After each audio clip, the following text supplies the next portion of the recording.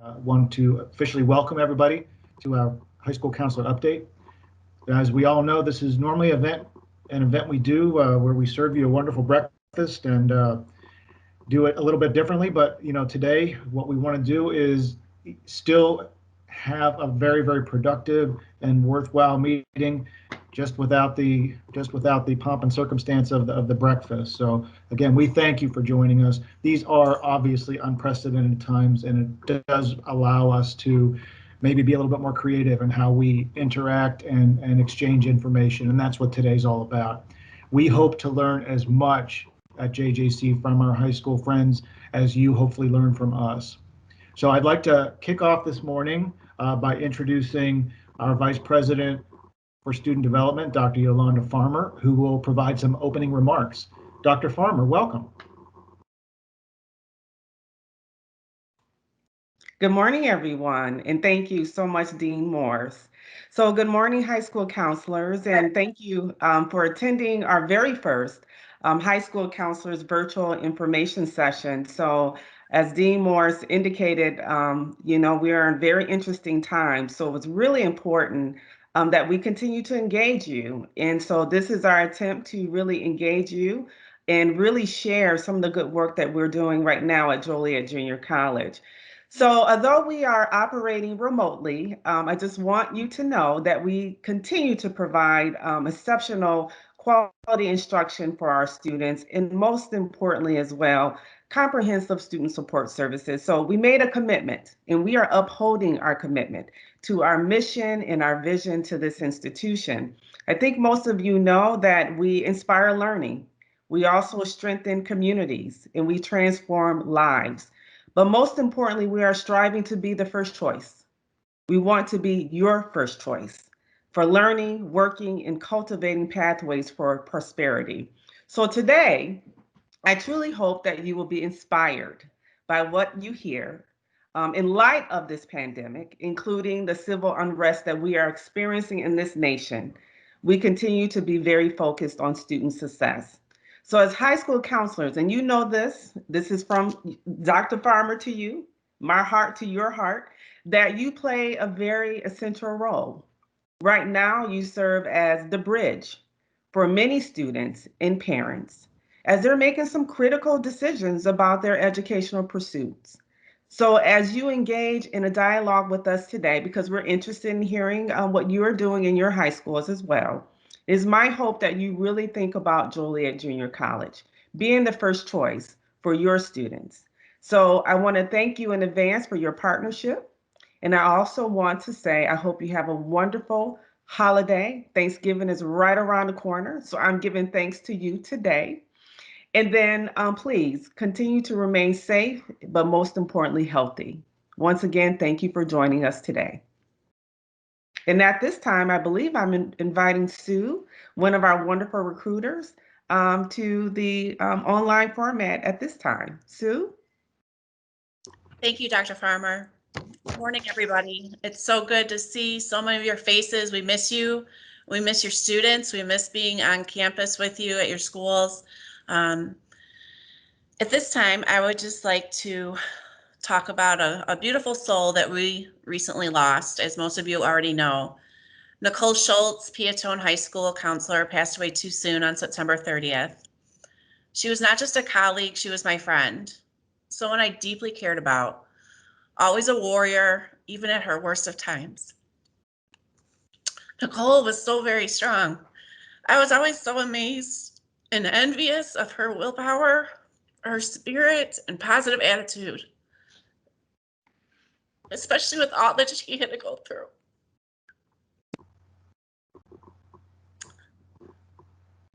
Nicole loved her students at Piatone. She was passionate about being a counselor, and she was so good at it. She was also so involved in our events and was always advocating for JJC. She was sassy at times, which of course I loved, and she had no filter, as she would always say. We shared so many laughs together throughout the years, as I know you did with her as well. Nicole loved those mashed potatoes in the Piatone cafeteria. I was always so glad to be recruiting in the lunchroom when the mashed potatoes were on the menu because I knew I would definitely see her that day. She always brought a smile to my face. Nicole always made it about you and others, never about herself. Even when she was so sick, she never complained to me. She was the epitome of selfless. Rest in peace, Nicole. We love you. We miss you. You will never be forgotten. We have established a scholarship in honor of Nicole. Please consider contributing to her memorial fund online at jjc.edu/give to JJC. Thank you to all who have already given. You have been generous. Please now take a moment of silence to remember and honor Nicole. Thank you.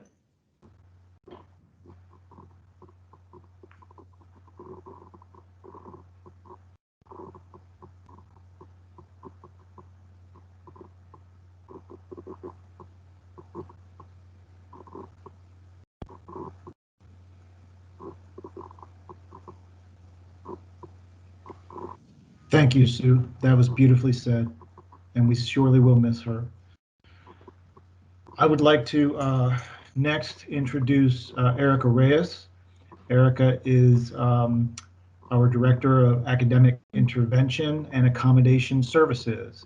Erica, welcome. Thank you, Dean Morris, and thank you, Dr. Farmer, as well, and everyone else.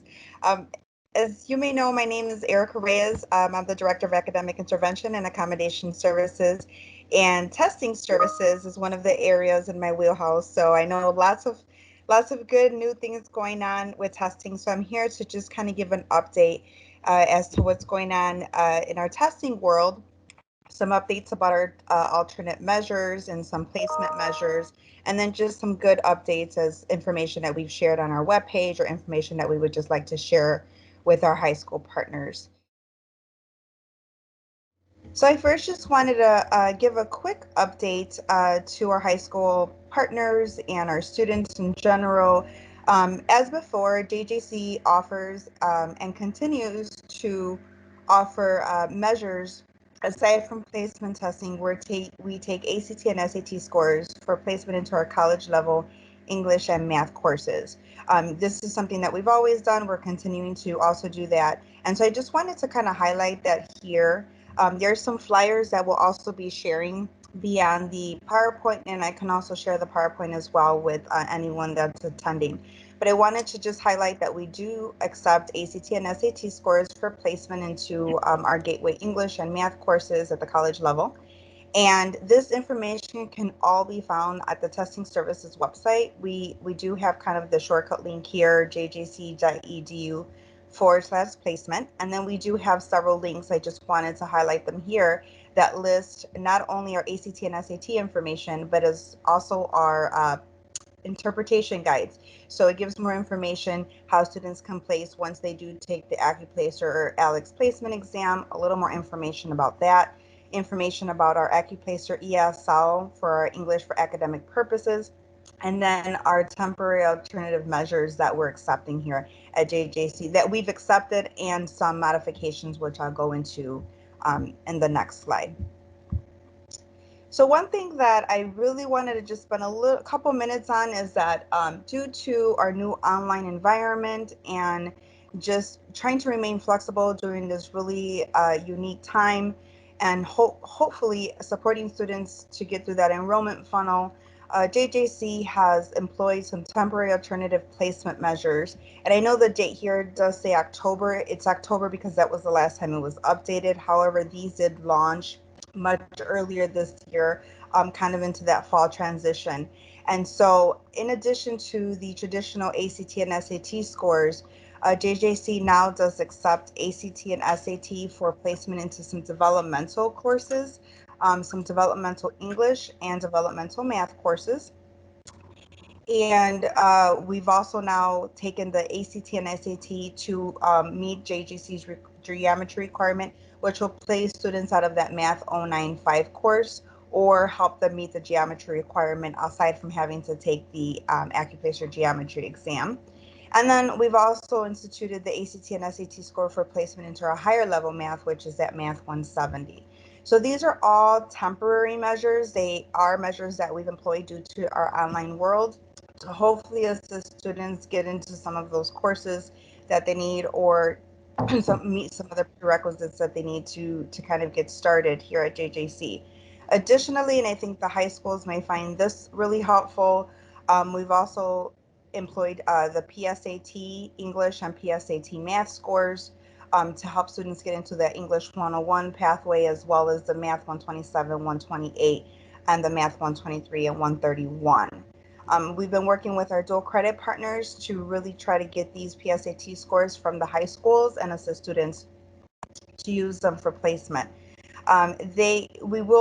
Currently we are only taking the PSAT 10th and 11th grade only, and they're valid for 24 months. And then like the big one, I just want to make sure I'm highlighting this one. This is the biggie, and I know everyone's been wanting an update on this. We are currently taking high school GPA, and it is a GPA of a 3.0 or higher. It is an unweighed GPA, so on a 4.0 scale. And the student does need to also have 4 successful years of English and or 4 successful years of math with a C or higher in all semesters. So some students may meet it for both. Some students may meet it for English only. Other students may meet it for math only. This will place them again into the English 101 and then those gateway math courses. Currently, the GPA, the high school GPA, will be accepted through summer 2022, but it is for spring 2020 and 2021 high school graduates only. So I just wanted to make sure I'm highlighting that. We first started off with spring 2020 grads only, and we've recently modified that to include our 2021 graduates. And again, we do have a college readiness committee that's consistently looking at all of these measures to hopefully meet the needs of our students, our high school students. So these may change, and I just wanted to again highlight our testing services website to make sure that you visit that. Our webpage will have the most up-to-date measures, as well as any changes to registration term or any changes to term as to when they will be accepted or expire. Another update I wanted to make sure I kind of highlight here is that we've been really making some great movement to inform students and hopefully not make the placement process so intimidating some students. So we created some really quick, helpful videos, some testing videos. They're just these quick steps as to what does placement mean? What does it mean here at JJC? What do we accept in lieu of placement testing, such as ACT, SAT scores, as well as our new temporary measures? And this actually is in addition to our updated admitted student steps on the JJC website.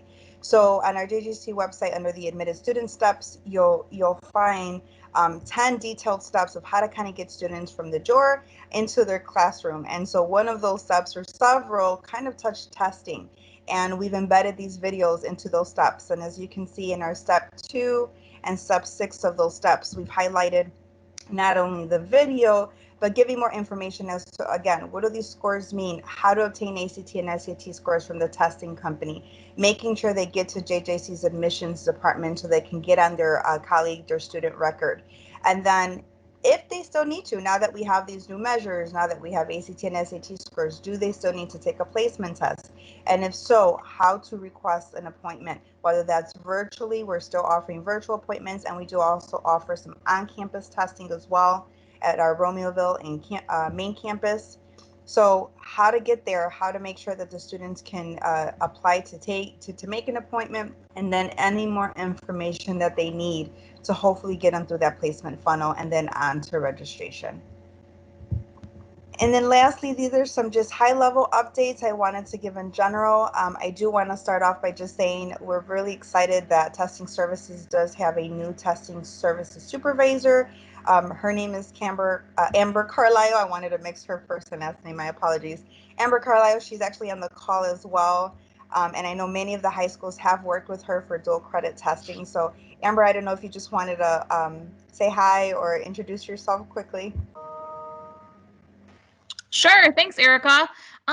Yes, I've had the pleasure of working with a lot of the high schools. And so in the meantime, while my old position is going to be hired, please continue to reach out to me again with any questions, any support I can provide. I know testing as we've gone remote has gotten a little bit different, but I'm happy to say that I think that we've been able to support all of our high school needs as best we can. But still, continue to please reach out to me. And again, thank you. Thank you. Thank you, Amber.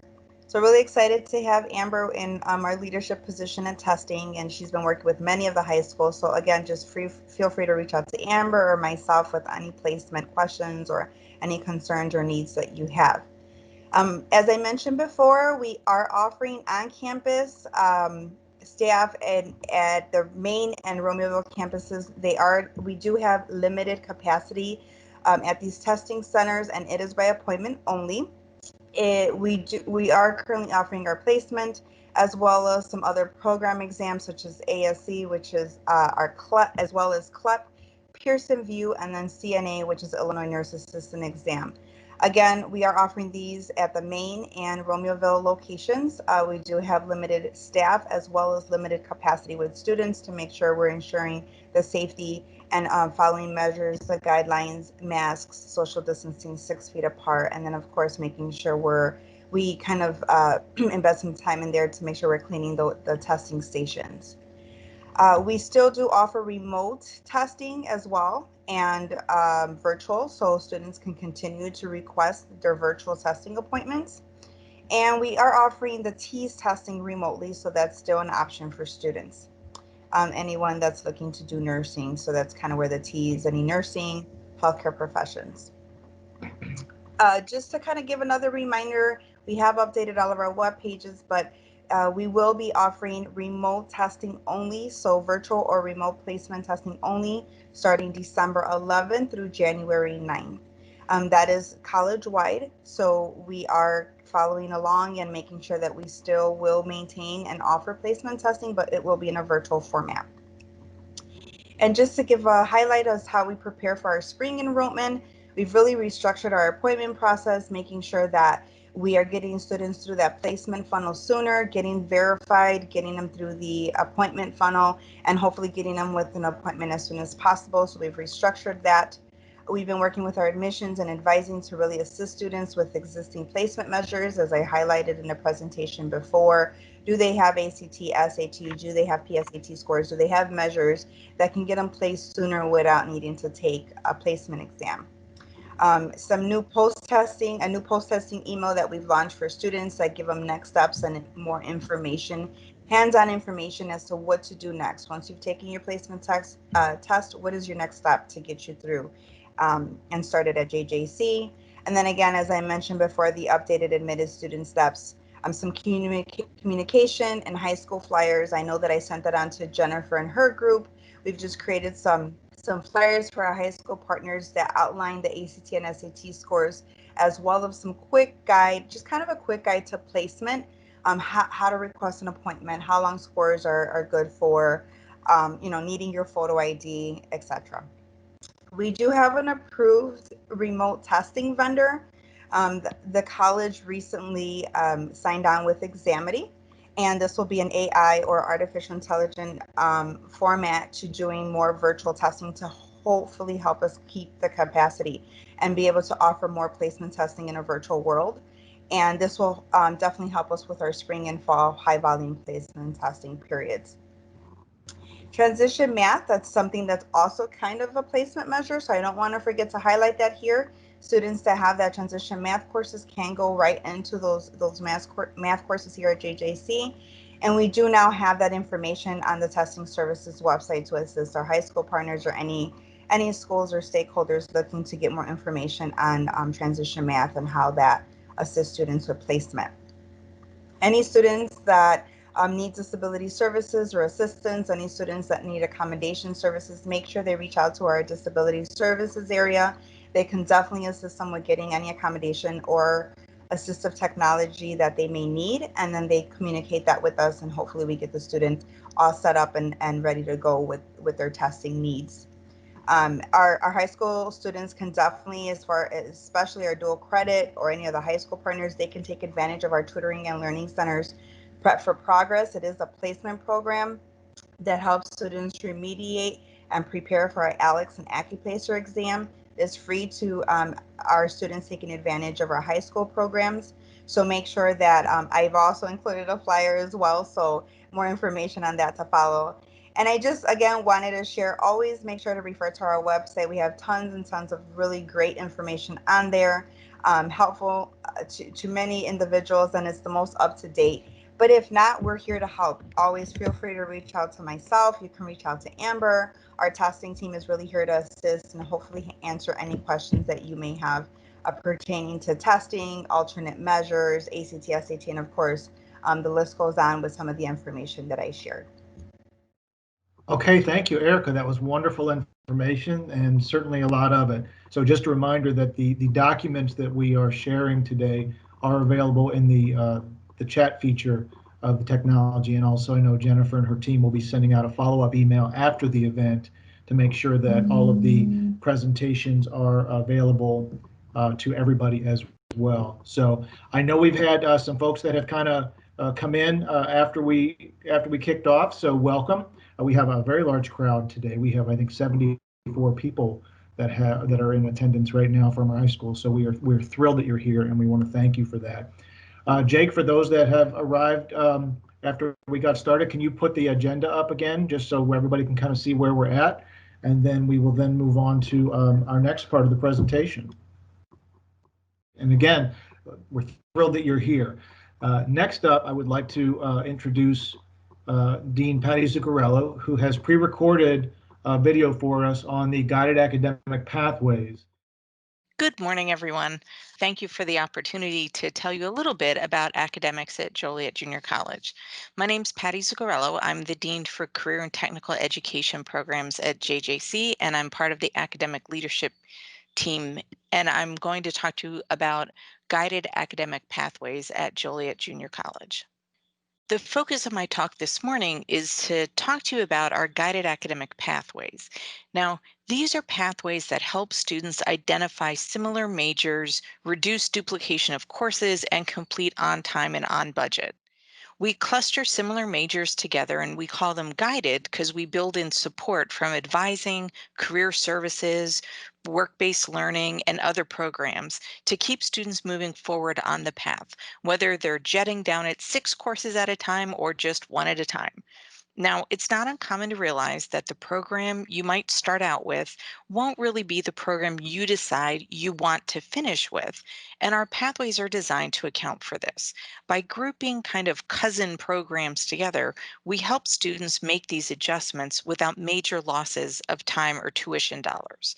These programs often share introductory required courses or use the same group of courses for electives, so you can move inside the pathway without losing too much steam. There are 9 guided academic pathways at Joliet Junior College. These are the 9 here. The rest of this presentation is going to take a look into each of these and highlight some of our unique opportunities inside each pathway. Agricultural Sciences and Veterinary Technology is our first pathway. Now, this pathway prepares students for either transfer or immediate employment in modern agricultural, horticultural, and veterinary science industries. Students in this pathway make the most of on-campus facilities such as our Whitendorf Agricultural Education Center and our J.F. Richards Land Laboratory. They also get to use our state-of-the-art greenhouse, which is the first LEED registered greenhouse at a community college in the nation.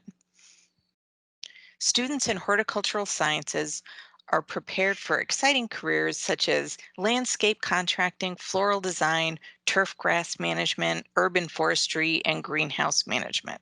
Students in our vet tech program get trained and educated to prepare them to become certified veterinary technicians. Our graduates work at animal shelters and hospitals, research facilities, and even the world-renowned Shedd Aquarium in Chicago. Architecture, Manufacturing, and Automotive.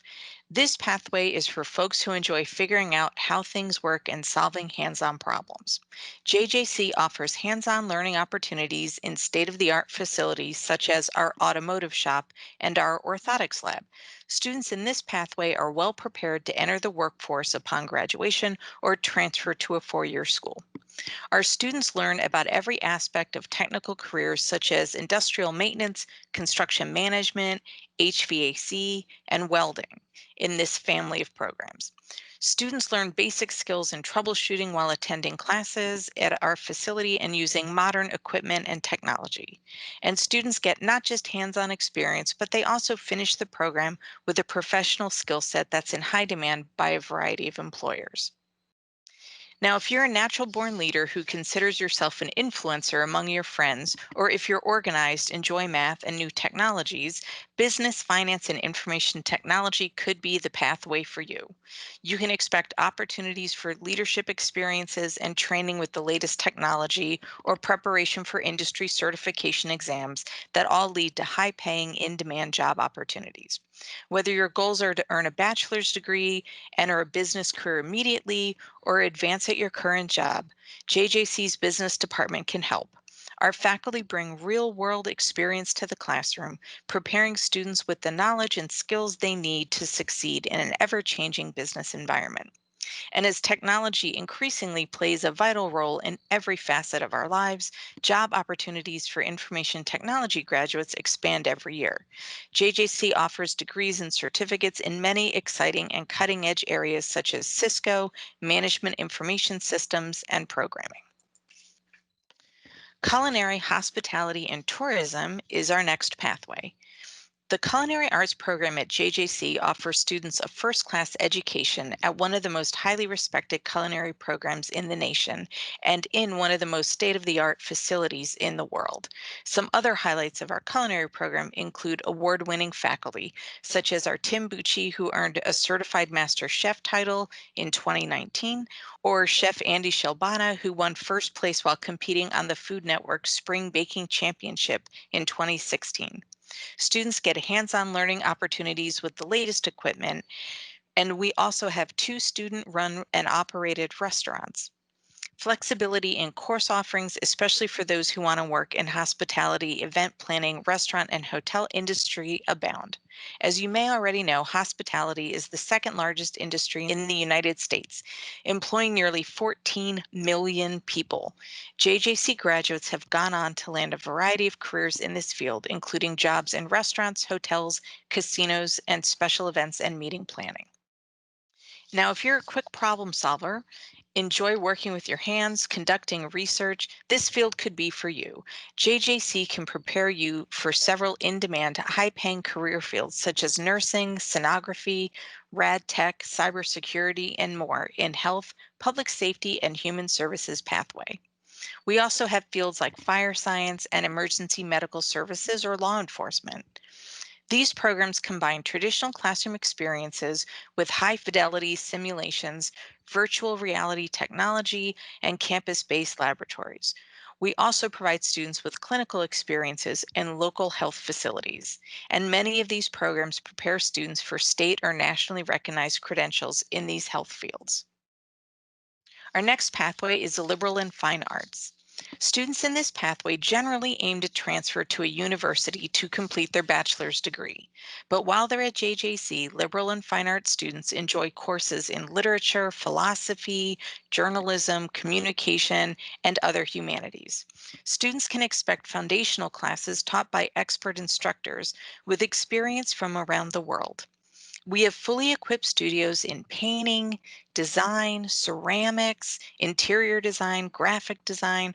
Our small student to teacher ratio in the studio courses offers hands-on learning opportunities from our faculty of professional artists, sharing their craft with students. Whether enjoying exhibitions in our state-of-the-art Laura A. Sprague Art Gallery or mounting a play at our Black Box Theater, opportunities to experience hands-on creating of the arts are bountiful. In fact, this year we're bringing our art gallery to you so you can experience art straight from your living room. We're excited to present our first art gallery of the year, The Art of Influence, Breaking Criminal Traditions. You can access it from our website, jjc.edu. And be sure to tune in for our next streamed play, It's a Wonderful Life, a radio play. This all online streamed production will be November 19th to 22nd. If you're an empathic servant leader who enjoys helping others, learning about human behavior, and working in groups, Social and Behavioral Sciences Pathway could be for you. JJC can prepare you for several in-demand career fields such as psychology, sociology, education, human services, and more. You can expect to participate in classroom activities that will enhance your resume and easy transfer opportunities to our four-year partners. Some other highlights include classes that teach basic strategies that professionals use in the field every day, preparations for certifications that can help you enter career paths after only a few semesters, and fundamental classes that will improve your confidence and skill set. Our STEM pathway focuses on science, technology, engineering, and math, and is perfect for those who are analytical and mathematically minded. You can expect professors with industry experience and a variety of electives to choose from, so that you can customize your learning based on your individual interests. Students in this pathway generally aim to transfer to a university to complete their bachelor's degree. But other highlights of this pathway include opportunities for immediate employment upon graduation, or on-campus resources like the Dr. William M. Zales Arboretum, the Herbert Trackman Planetarium, and the Prairie Restoration Project. We also feature a fitness center and kinesiology classes, including a certificate in personal training. The last pathway is the workforce and training pathway. Now, this is for folks who aren't looking to earn college credit, but instead want to find a hands-on, non-credit career training program like real estate, forklift driving, or dental assisting. Our workforce development program also offers services throughout the community and at every JJC location, and includes things like basic skills prep, college transition assistance, ESL tutoring, and classes to prepare people for citizenship tests. Many career prep programs for the community also include things like Connect to Your Future, our program that provides free training in high growth, high demand occupations to individuals ages 18 to 24. We also do continuing education and lifelong learning classes for kids and teens and adults. And as you can see here, our featured programs, these lead to short-term industry training. You can learn all about these pathway opportunities and more at jjc.edu/chooseyourpath. Thanks for letting me spend some time with you today, and I hope to see you at JJC soon. All right, thank you, Dean Zuccarello. That was excellent information, and this is a journey the college has been on with the guided academic pathways. And as she mentioned at the very beginning, one of the primary goals is to make sure that students are more efficient in their scheduling, making sure they're taking classes that could apply to multiple areas, and really giving them a chance to explore different things before kind of committing to one area. So we think it's a great opportunity for our students to really take advantage of a lot of different things that the college offers academically. So thank you again, Dean Zuccarello, for that excellent information.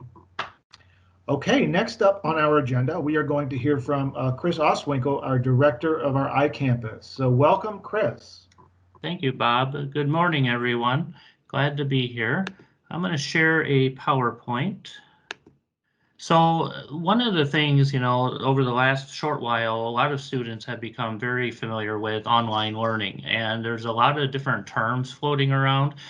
So what I thought I would do is start by talking about how JJC defines various things related to online learning, and then go into some tips that we recommend for students to be successful in these courses. We certainly want all students to achieve their goal of either, skill attainment with the hospital or graduation. So the very first term is iCampus itself. We are just simply JJC's distance learning department. So we focus on online courses and what we call hybrid, and I'll define those here. So asynchronous online courses, as you're working with students, the terminology here is often the most confusing. So asynchronous is the type of course that we've just offered for years. Historically, if you said what an online course at JJC is, it's this type of course.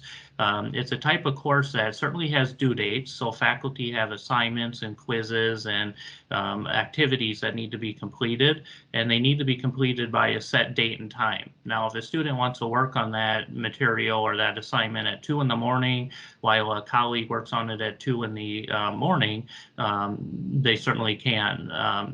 They have to meet that due date, but when they work on it is certainly up to them. It's important to note, however, that it's not a correspondence course or independent study. So students aren't working alone. They should not feel isolated in an online course. They should feel connected to other students. We often say there's 4 types of interaction in a course. Student to student, they should be interacting with each other, discussing with each other, asking questions, those kind of things. There certainly should be student to instructor interaction. There should be student to content. They should be working with the content, and that includes more than reading the content alone. They should be interacting with it, engaging with it, using it to complete assignments, discussions, those kind of things. And then there's student to LMS. They're going to be working with the LMS, whether it's Canvas for us, Google Classroom, Moodle, Blackboard, whatever the LMS is, the student is certainly interacting with that. So 4 types. Again, the big takeaway is that it's not scheduled. It is certainly a course that has due dates. Students are all working on the same material at the same time. What time of the day they're choosing to work on it can vary.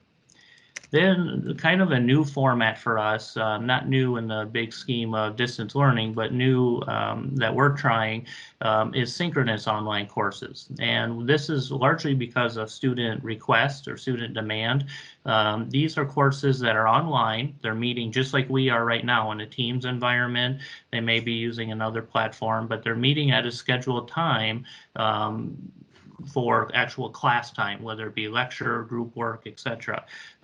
These courses require, of course, the student to have a webcam and a microphone, and that's in addition to all the normal equipment that they would have for an asynchronous class, the computer, for example. So there are a number of courses we are trying this spring that are in the synchronous format, mostly in the English, world languages, and natural science areas.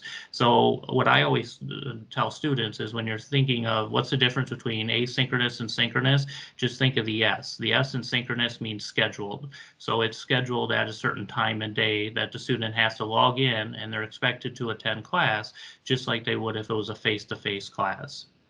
And then we have a hybrid course format. And traditionally, this has been asynchronous and face-to-face, but the hybrid course format really is just 2 formats put together. So it's any other 2 combination or 2 instructional formats combined together. So very popular right now is the lab and asynchronous online component. So students go in the campus and do a science lab, for example, or automotive, or one of the other technical disciplines.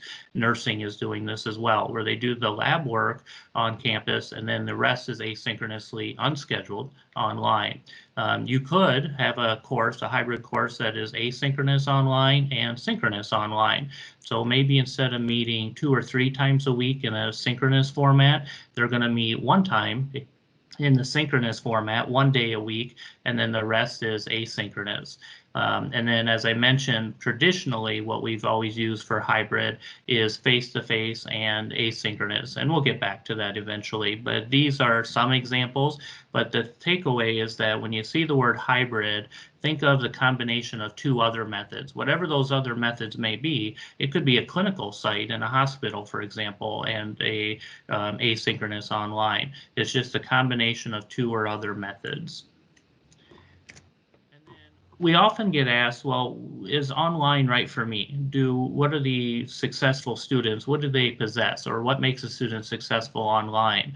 And nothing's, absolute here. This isn't 100% for everybody, but some of the things that we look at are some of the things that we recommend students do or have to be successful. Certainly schedule regular time to work on the online course. Even though you can log in whenever you want, whether it's 2 in the morning or 2 in the afternoon, set that, put it on your calendar, and actually get into a habit of doing that on a regular basis. Every week or every, Monday, Wednesday, Friday, log into that course and work on it from 2 to 4:30 or something like that. Setting that schedule gets people in the habit of being successful. They will complete the work and be successful, greater chance if they do that. Certainly advocate for yourself and be self-motivated. They go together. The student can be trugging along and the instructor doesn't hear from the student and believes everything is going well. But if that student is having trouble, if they could email their instructor or ask for help, then they can resolve whatever the issue might be. So certainly being able to advocate for yourself, reach out. The instructor can't look at your eyes and know that you might not be getting a certain topic. But if the instructor is emailed, for example, then something might be able to be done. Maybe it's a reference to tutoring, for example. Have dependable internet access and a backup plan. It should go without saying, but we sometimes have students sign up for an online course and they don't have online access at home. So maybe they're using a friend's access, or they're going to a library, or we've had students sit in our parking lot to have internet access before. But it's good to have that access, know where it's coming from, where you're getting it, if it's not at home, but certainly at home. But then have that backup plan. If it goes down, what do you do? If somebody's doing construction and they cut the wire and you no longer have it, what do you do? Those due dates still remain in your course. So have that backup plan is important. As is having a PC or Mac. We have a lot of students who I ask them where they're completing their work, and they'll tell me on their mobile phone or a tablet. And I don't know how they're typing long research papers, for example, on a mobile device, but students are. But we still recommend having a PC or Mac. We get into a lot of technical problems sometimes with students if they're completing a quiz on a phone. Sometimes the images don't show, for example. Sometimes they lose an internet connection if for some reason they're driving down the road, for example, hopefully as a passenger, but their cell tower changes and they lose their internet connection for a moment. So, mobile device can certainly be helpful and connect to an online course, but we recommend a PC or Mac, as a primary device. Students should have a basic understanding of web browsers, know what the difference is between Google and Internet Explorer, for example, or Mozilla, Firefox, word processors, email, and basic web tools. The more skill set in this area, certainly the better. A lot of times we'll say, make sure you upload your assignment or upload that file, and the term upload is foreign. They can know the process, but sometimes the terms aren't there. So having that background or skill set is certainly helpful. And then once a student registers for an online or hybrid course at JJC, we have them complete an iCampus orientation. And in that orientation, we teach them how to use Canvas, which again is our LMS. So we don't want students to have to worry about the technology once the course starts. We can hopefully get that all taken care of before class, and then they could focus on the class content once the course begins. But the iCampus orientation will teach them how to access the course. How do they complete an assignment? How do they take that quiz? How do I participate on a discussion board and those kind of things? So we provide that free of charge. People that aren't registered for an online or hybrid course can take that as well. And again, it teaches them how to use the tools that they're going to use in either the online or the hybrid course. We certainly provide them with support. We have a 24/7 help desk. iCampus and IT both use that. So if a student, again, working at 2 in the morning, they have somebody they can reach out to. We have an iCampus center. We have staff in there, instructional designers, programmers, retention specialists who are there to help students, as is many other departments at the college, whether it be the library, media services, our tutoring. You've heard about testing this morning. Ultimately we want to help the student. So as long as they will do what we talked about up above, self-advocate and reach out, we're certainly here to help. And if we can certainly highlight one takeaway that we hear still to this day, and I was hoping, over time it would go away, but we hear a lot that, I thought an online course would be easier, and it is in the sense of scheduling, but it's certainly not in terms of content. And sometimes it's harder in the sense that you have to self-advocate for yourself because your instructor can't see you and know that you are not getting a concept. So the takeaway is that online courses are not easier for everybody. I tell our faculty and staff all the time, not every student belongs online. Not every faculty member belongs online. It's kind of like fast food restaurants is the analogy I use all the time. Some of us like Burger King, some like McDonald's, some like Dairy Queen. It's the same thing, I think, with students and instructional formats. Some students like online, some students like face-to-face, some students like hybrid, and we all figure out what works best for us. Doesn't mean we close the other stores or we don't offer a certain format, but we figure out what works for us. And hopefully this list and other information that we provide, our website has additional info. Students can make that determination, but ultimately if they register for an online or hybrid course, we're here to support them and we want them to be successful. I'll stick around as well for the Q&A at the end, but if anybody has any questions, they can email us anytime, icampus@jjc.edu. Thank you. Okay, thank you so much, Chris. That was wonderful information.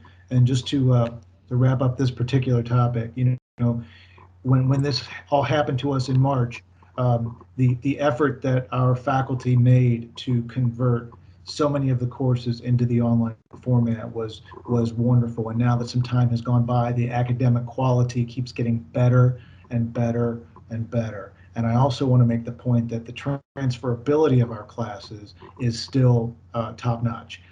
Regardless of the format of the course that is being taken, the online courses are just as transferable as any other course delivered in any other format. So you're exactly right, Chris. Everybody does online learning, but every institution's approach can be a little bit different. So thank you so much for that great information about JJC's approach to online learning. Hopefully our high school friends found that helpful. Well, now we are at the part of the agenda where we would like to learn more from you. And Jennifer, I'm going to ask for your help in sort of navigating this.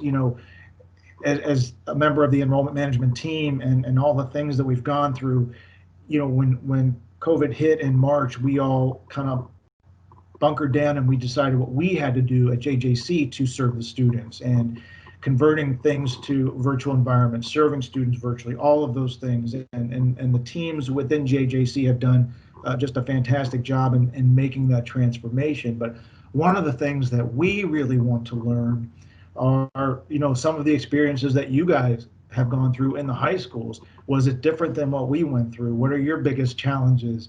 What are some success stories? What are some best practices? This is a great opportunity for you to educate us at JJC in terms of some of the things that you've experienced in the past 6 or 7 months. So Jennifer, do you want to use the hand raising feature to hear from our high school friends? Is that the best approach? Yes, that way we won't forget anybody. So yeah, please proceed. And just the hand feature is at the top of your screen, and just when you click on that, then I can look for your name, and then I can let you share your experiences. So please feel free to do so. Excellent. And I'll start off with just the first question. What has been the biggest challenge for you as high school counselors in this COVID environment? What are your biggest challenges today, and what were they back in March, and have they stayed the same, or are they now different? Please share. Oh, I do have a hand. I have Debbie Teresi. Could you please proceed, Debbie? Sure. So our biggest challenge is that we can't pull the kids out if we're in hybrid in person, and because the scheduling is it's different every week, and it's so short that we are not allowed to pull our students out of any class to talk to them. And during the remote intervention time after school, we still don't have the opportunity to meet with our kids because the teachers need to talk with them. So that's been our biggest challenge, not being able to see the kids at all and trying to set up Google Meets with them, and they're overwhelmed. Thank you so much, Debbie, for sharing that. When you say the students are overwhelmed, is it overwhelmed with the format of your courses, with their lives, with their family situation? Is it sort of everything kind of rolled into one, or is there one or two things that you're seeing and hearing that is particularly overwhelming to them? I think it's overwhelming that we keep changing every single week. We were hybrid in person for 3 weeks. Then we've tried hybrid in person 3 times this semester. So we've had to switch scheduling so many times for them. My concern as a counselor is that I haven't been able to meet with my seniors to talk with them about their post-secondary plans. We have to kind of herd them now into groups in order to reach out to them. And that has been a big switch. We typically meet with them one-on-one. But for me, my concern is also their emotional well-being. They're struggling daily. And it's hard to see it, just like the teachers can't see it on their face because they don't see their faces. We don't see them either in the halls, or we just don't see them. And so we can't tell how much difficulty they're having emotionally, but we have a lot more students that are struggling to the point of being hospitalized. It's not a positive situation. Wow. And in your opinion, has it gotten steadily worse, a little better, or just been about the same since March? I would say emotional well-being is probably worse, but we're trying to meet their social emotional learning head on. We have had a lot of programs here that I think have been effective and helpful. And we've certainly restructured our website, which has been super helpful as well. But I'm going to say, if I had to say better or worse,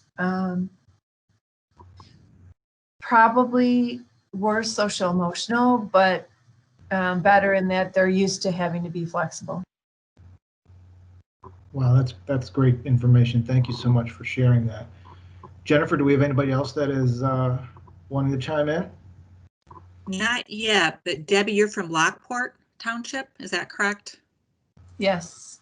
Okay, just when you do bring up your question, can you state which high school you're from? Because in the participant list, I can't tell for sure. So if you could just say that. But Debbie, for some reason, yours came up. So thank you. Okay. While we're waiting for another question, Dr. Farmer brought up something that we could share with the group. She mentioned how we're supporting students technology-wise. Hey, Bob. Good morning, everybody. This is Angie Kaysen-Lesbatak. I'm the Dean of Student Success. If you don't mind, I've been dying to chime in and tell this group about some of the wonderful resources we have to support students technologically during this very challenging time. And as many of you know, institutions have received considerable support, both federally and at the state level, to provide the technology access our students so desperately need. And I'm very happy to tell you that we have 2 different technology resources right now for all students that might need to borrow a laptop device. And I say device because we have some Chromebooks, we have some Surface Go's, we have a few Microsoft laptops. So depending on that student's academic pathway or major intent, they can access a device. They're checking them out through the LRC at our Romeoville campus, and we have applications online. So any student that needs to borrow a device, we have been very successful in getting that access to them. And right now, I'm happy to report to you that we have nearly 100 devices in circulation. We also have more of a long-term access for students who are Title IV eligible. That's also an application through our GEAR funding source, which is another spoke of the CARES legislation, so to speak. And we have 140 devices that were purchased through gear funding to support the long-term use of technology. So students have the access. So if I could provide any support in that area, I would encourage students to fill out their financial aid applications if in the event they are eligible. And also if they're in need of a device when they are students at JJC, just know that we have that option as well. So thank you all.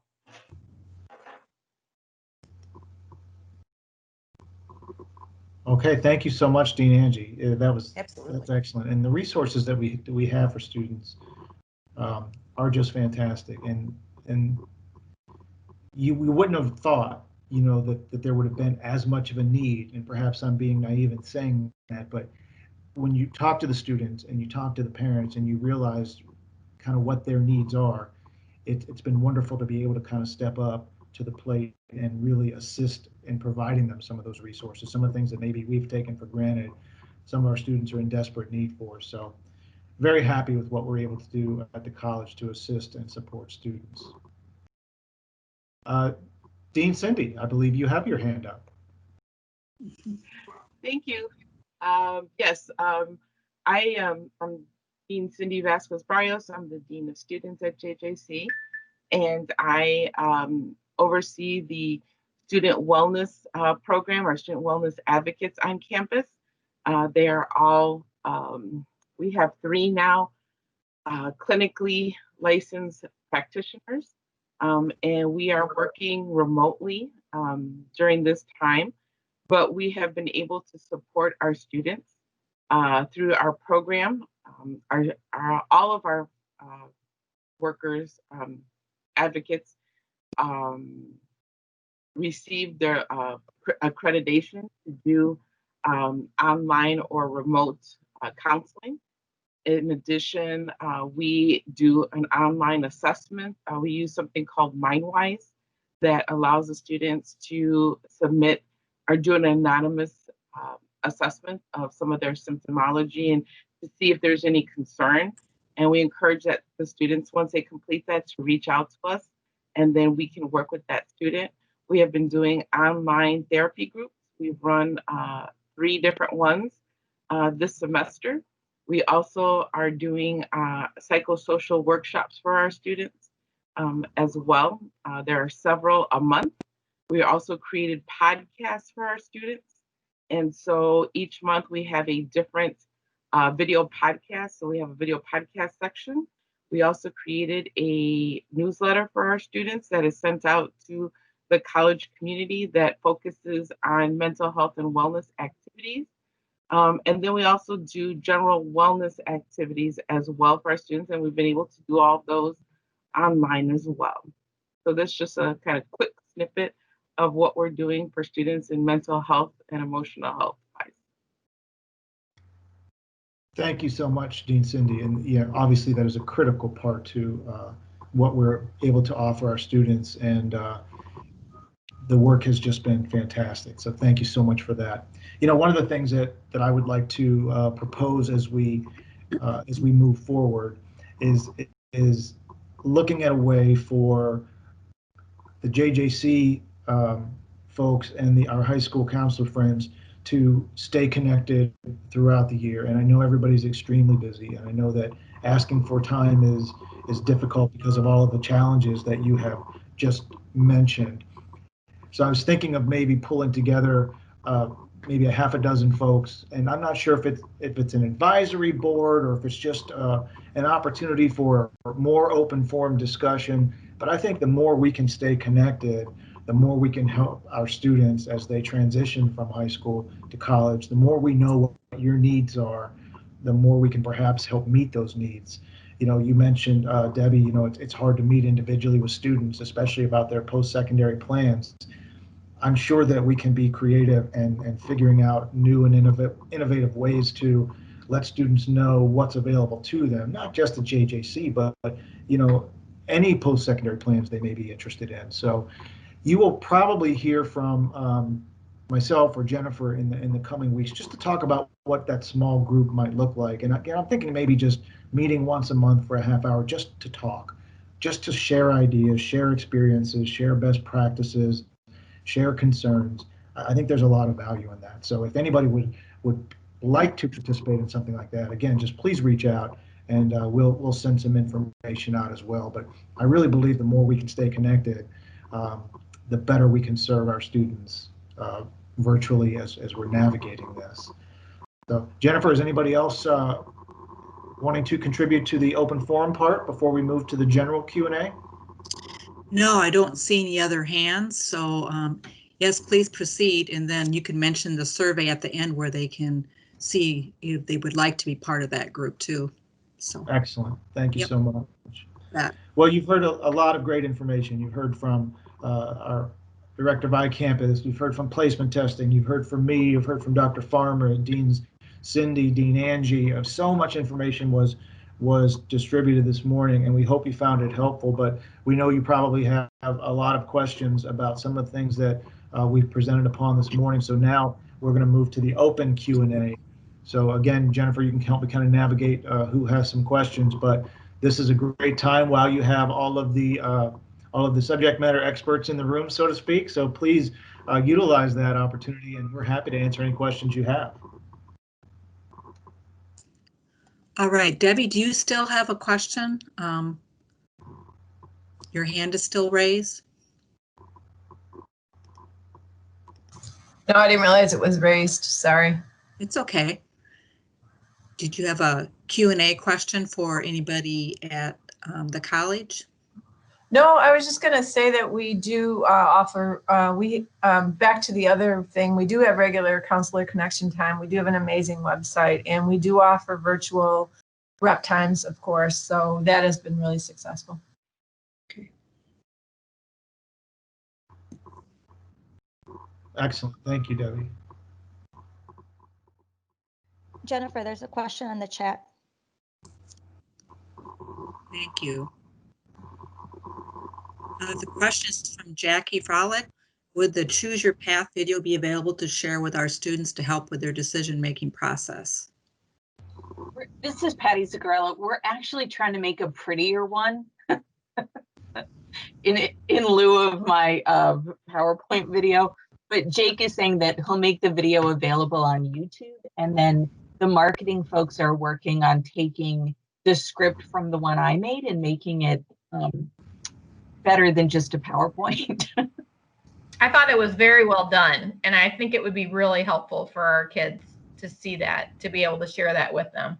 Great, thanks. I should lend out my services if I actually, and Jake, really. Looks like Erica has her hand raised. Thank you, Jennifer. I just wanted to add one piece. I know that on the grid that I mentioned that the GPA was for spring 2020 and 2021 grads. That also includes December 2020 graduates. So if you have any students that graduated in December, that also includes that. And I'll make sure to update the PowerPoint with that information and our website as well. I know things are constantly changing, so we're trying to make sure we're keeping the information is up to date. But I just wanted to add that as well, that if you have any seniors or students graduating currently in December in the next month or so, this also includes that as well.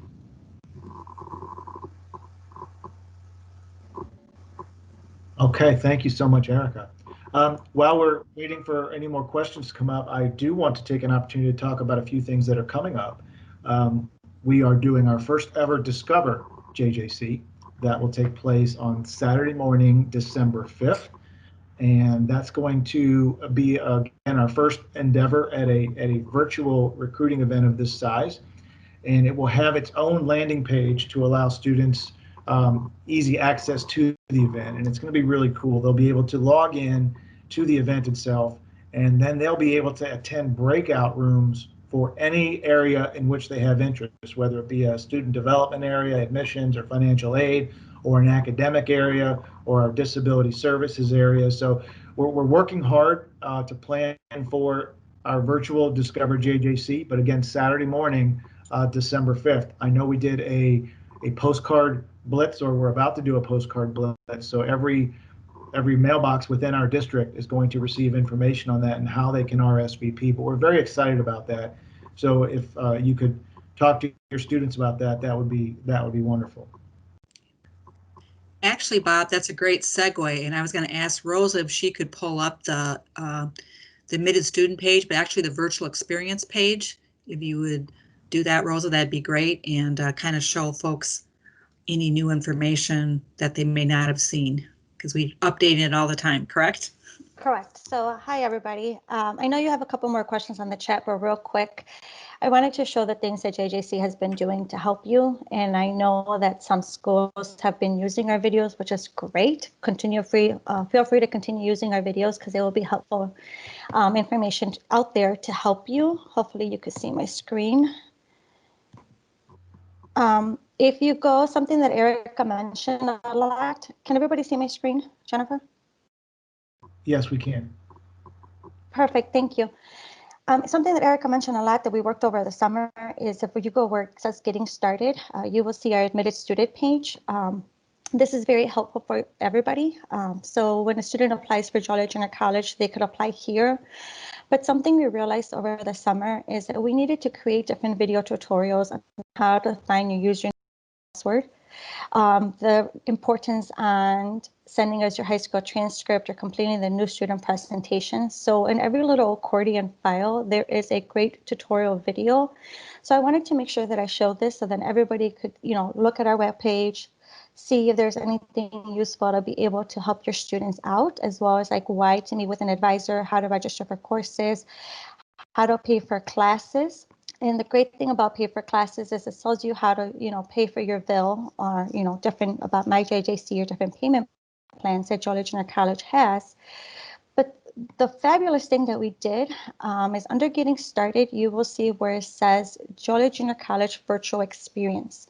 And what Dean Morris said was that part of this website, we will also see that Discover Joliet Junior College landing page. But in this website, you will find different videos about Joliet Junior College, how to schedule an admissions appointment. And because one thing that we do a lot at your local high schools is that we go and we help students out apply for Joliet Junior College. So I know Sue and myself have done it. We'll be there, for a whole class period, and we'll help students apply for JJC. Obviously, right now during this times, we cannot do that. So what I did was I created a little tutorial on how to apply for Joliet Junior College. There's also great financial aid videos that are helpful if you normally, we do different financial aid application nights, but there's tutorials on FAFSA tips, how to create your FSA ID number for you and your parent, financial aid, everything about it and how to fill it out. So be mindful and, not be mindful, I shouldn't say that word. Take a look at our pages and use any of the videos that we've established here because they're for you to help you out in any type of need. If you also would like to make an appointment with an admissions rep, this will go to Sue, Ava, and myself. There's admissions appointment. We will get it and we will follow up with your student, whether it's a phone, Zoom, or team meeting. And that is it. Go ahead, Dean Morris. Sorry. No, that's excellent information, and I think it's worth saying that, we realize that the college search experience for students and parents is brand new as well. There are no more, at least right now, traditional college visits. So the efforts that we're making to create a good experience, a good recruiting experience for students through these videos, I think is going to go a long way. And one of the things that we're going to debut at Discover JJC is we're going to begin a series of videos to the parents, because we know that the parents have different questions than their students, and they have different concerns and different worries perhaps. So we're going to start targeting parents more with good information that can perhaps help them help their sons and daughters and also put their minds at ease on a few things. So those are just a few more things that are coming down the pipeline. But Jennifer, let's get back to a couple of the questions that we have. I think we have a couple of questions. Sure. We have a hand raised by Mike McGrail, and then we're going to jump to chat right after that because there's been some questions that have come up. So Mike, do you want to go ahead, please? Sure. Thanks, everybody. This is Mike McGrail. I'm the department chair for the Culinary department at Joliet Junior College. And I just wanted to let you know, I know that Dean Zuccarello answered an individual's question about labs on campus. And we, Culinary Arts does have all the labs actually going on campus. But the college made the decision to, really reinforce the social distancing and safety. And so they reduced all our lab sizes. So for the students' point of view, they love it because the ratio of instructor to student is an 8-to-1 ratio. And so our labs are beautiful, huge labs, but we only have 8, each one of them at a time. So, it makes it a much safer environment, but also makes it a greater learning environment just because you have a really, great ratio of instructor to student in there. And then just to kind of reinforce that discovered JJC that Dean Morris talked about before too, Culinary is going to have 3 separate presentations at it, and they'll actually be cooking and baking presentations. It won't just be the talking head at the top of it. It'll actually be a pretty fun cooking and baking demonstration. And so even if it's not for your students, we obviously want you to invite all your students, but this is even for your, for yourselves, your families. If you want to kind of log into your own personal food network at Joliet Junior College that day, you'll be able to see some fun activities going on. It maybe would help you with some of your holiday baking as a hint. So anyway, thanks so much, and thanks for always promoting Joliet Junior College and the Culinary Arts Department at JJC. We're really happy to have you all as our partners.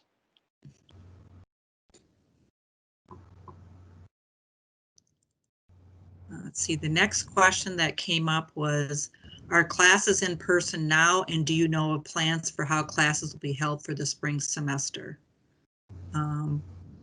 Would someone from academics like to answer that, please? Maybe Chris or Patty, Dean Patty? Yep, I responded to it in the chat too. Basically what we're doing right now, sorry, I got to move, one of my cats is sitting on me. What we're doing right now is we're having as many classes stay remote as possible. That's been the strategy pretty much since August. We did have some of our CTE classes and a handful of science or other kinds of classes where we didn't have a good way to replicate the lab in a virtual environment. Those folks did come to campus.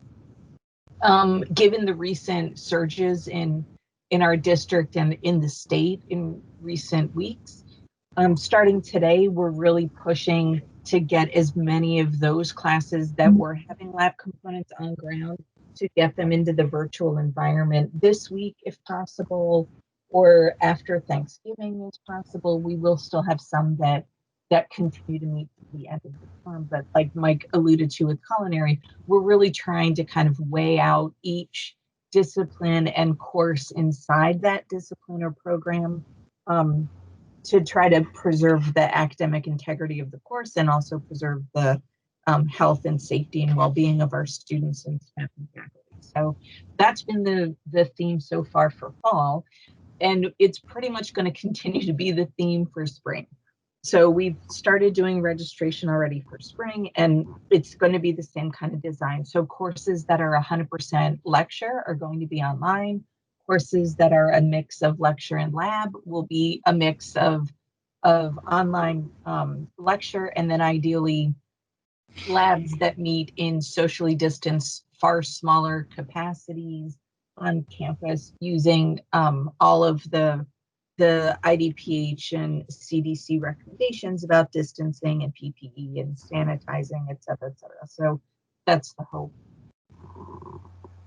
Well, that's more than the hope. That's the plan. I guess the hope is maybe by summer we'll actually be a little more pre-COVID scenario. Thank you, Patty.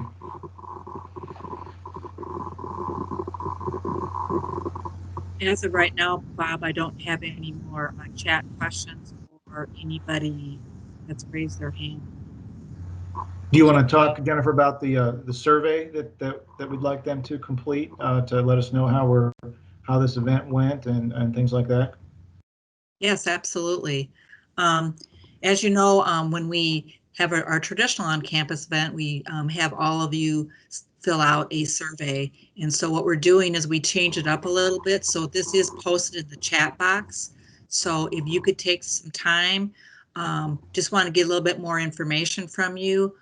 Some of the key takeaways in the survey is, of course, assessing how we did today, but also letting us know of your interest in this advisory board that Dean Morris mentioned, and also anything we can do to help you.